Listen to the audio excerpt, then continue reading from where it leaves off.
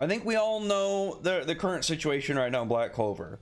I've mentioned that fairly, fans deserve the next kind of like 2 weeks to just be hyped about the character, to be hyped about the new form, and be happy that he got a really good general showing. Like, had a really good time of getting this all set up for him, but he now has to fight Xenon, with Xenon knowing that this guy just hurt him. And Xenon, as we've seen, he's not like Dante or Vonica. Dante is very playful, and like he's just so powerful that he just doesn't have much of a, he just doesn't seem to really worry about his opponents. And then we see him kind of like get a little bit more aggressive later, and like how powerful he really is. But and then like Vonica is like a playful, just bloodthirsty cat. She wants to play with her food and then kill it shortly after, and just do whatever she can to keep herself happy and entertained while torturing her prey. With Xenon though, Xenon just doesn't seem to care. Like if you're weaker than Xenon, he knows it. He just doesn't seem to like put any effort into it. He's like, whatever, hands in pockets, putting bones through your face through his magic, just doing portals and stuff, shooting a bone right between the eyes, kind of thing. But he's not going to be able to maintain that next chapter. Just thrusted like his new halberd right into Xenon's chest.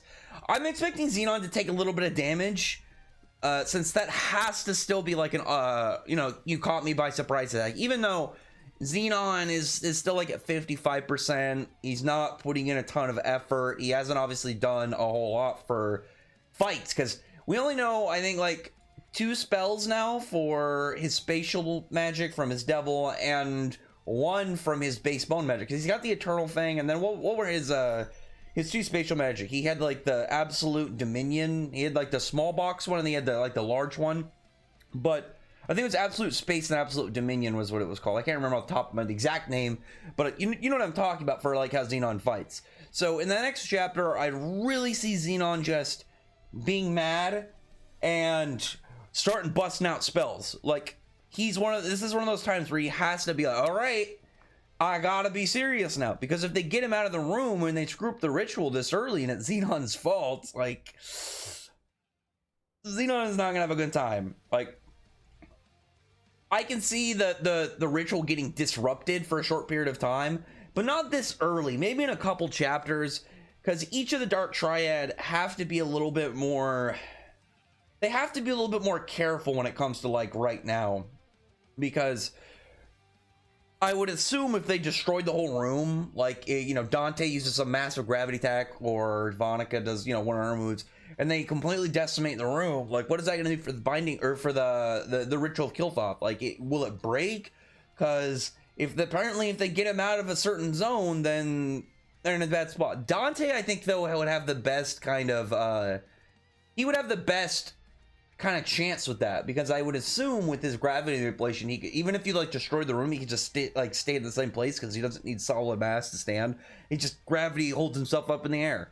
But Xenon specifically needs to get like the full opening focus of the next chapter. Like we do not need just full another Xenon chapter. We could easily get like a couple pages of Xenon, a couple pages of Anna, a couple pages of Dante, and maybe Mayor Leona and the Devil. Like, it doesn't have to be a focused Xenon fight chapter, but I do think the chapter needs to show Xenon's reaction to what just happened. Like, it can't be 4 to 5 chapters from now when we get back to Xenon. If we get 4 to 5 chapters and then we get back to like the fight itself, like we dip into the other fights and just kind of get them started before we delve further into what Xenon's up to. But we need to see that reaction. I think that's the most important thing for the next chapter to really to really fit into place after this, because we all know didn't beat Xenon with that attack. Like, no way did he beat Xenon already. I think everybody can just assume that's not going to be the case.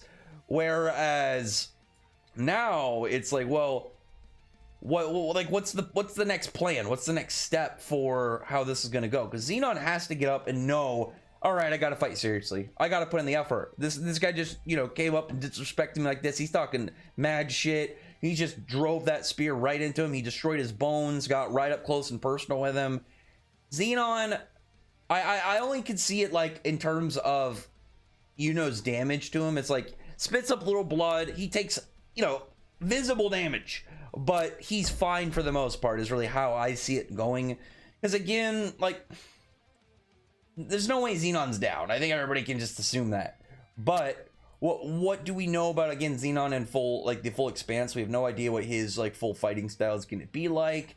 I'm really hoping that we just get like a couple cool bone spells. Like if we can get a new bone spell in the next chapter of Xenon, I'll be happy. I'll be really stoked. If it's focused on Xenon, I'm fine with that. If it's not, and we see more of the other kind of characters and other fights going on, I'm alright with that too. The only thing I primarily want is I want to see Xenon just get back up and give a line to Yuno after Yuno just did that.